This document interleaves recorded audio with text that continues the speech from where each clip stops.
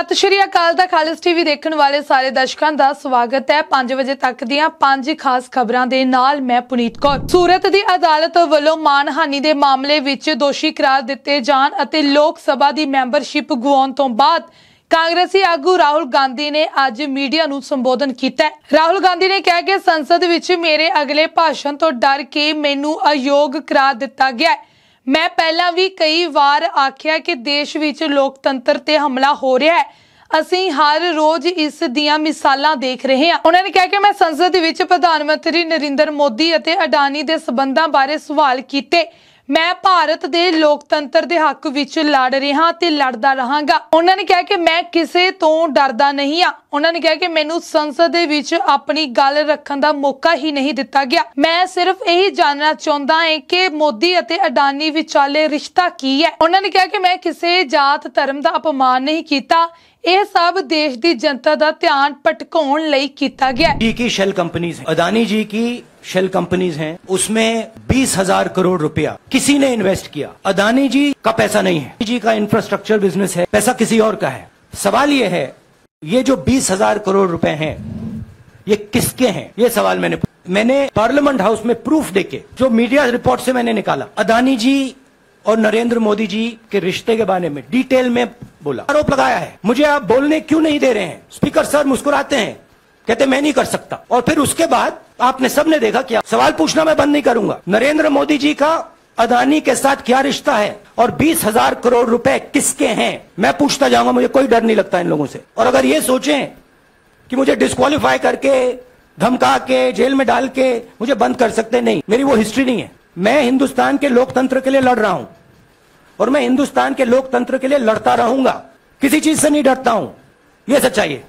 राहुल गांधी की press conference खत्म होने तो थोड़ी देर बाद ही भारतीय जनता पार्टी ने दिल्ली दे विच एक प्रेस कॉन्फ्रेंस करके राहुल गांधी वालों लाए गए दोषों का जवाब दिता। भाजपा आगू रविशंकर प्रसाद ने अपनी प्रेस कॉन्फ्रेंस विच कहा कि राहुल गांधी नूं 2019 विच दिते गए एक भाषण ਲਈ सजा हुई है। उन्होंने कहा कि आलोचना करने का अधिकार है पर बेइज्जती करने का अधिकार नहीं है। राहुल गांधी ने गाल कड्डी सी। राहुल गांधी जेकर सोच समझ के बोलते ਤਾਂ भाजपा यह मानती है कि राहुल गांधी ने जानबूझ के पछड़े समाज की बेइज्जती की है ਅਤੇ भाजपा इसकी निखेधी करता है। राहुल गांधी ने लंडन विच दिते गए बयान का जिक्र करदे उन्होंने कहा कि राहुल गांधी ने लंडन विच कहा सी कि भारत विच लोकतंत्र कमजोर हो रहा है ਅਤੇ यूरोपियन देश ध्यान नहीं दे रहे। झूठ बोलना राहुल गांधी की फितरत हो चुका है। प्रधानमंत्री मोदी उत्ते लगाए गए दोषों का जवाब देंदियां उन्होंने कहा है कि प्रधानमंत्री नरेंद्र मोदी की पूरी जिंदगी ईमानदारी की खुली किताब है, एक धब्बा नहीं है। 9 साल तो भारत के प्रधानमंत्री ने अते देश अगे वध रहा है। उन्होंने कहा कि राहुल गांधी नूं शर्म नहीं आउंदी अते भ्रिष्टाचार की गल करदे राहुल गांधी खुद इस मामले विच जमानत उत्ते ने। वो सजा हुई है 2019 में उनके एक भाषण पर। आज राहुल गांधी ने क्या बोला, उनका कमेंट था, मैं सोच समझकर बोलता हूं। तो राहुल गांधी ने 2019 में जो बोला था वो सोच समझकर बोले थे। मैं उन्हीं की बात को कोट कर रहा हूं। और उन्होंने क्या कहा था, ये सारे मोदी चोर क्यों होते हैं? मोदी करने का अधिकार है, गाली देने का अधिकार नहीं है। और राहुल गांधी ने गाली दी थी, बेइज्जत किया था, बेबुनियाद बातें की थी। तो राहुल गांधी जी, अगर आपको गाली देने का अधिकार है, एब्यूज करने का अधिकार है, तो जो पीड़ित होते हैं उनको कोर्ट में जाने का अधिकार है। वो कोर्ट में सुनवाई हुई, उनको भी अपनी बात कहने का वकील के माध्यम से मौका मिला। कोर्ट ने पूछा आप माफी मांगेंगे? उन्होंने कहा मैं माफी नहीं मांगूंगा। तब यह फैसला हुआ है। और ये राहुल गांधी पर 7 मुकदमे और चल रहे हैं डिफेमेशन के।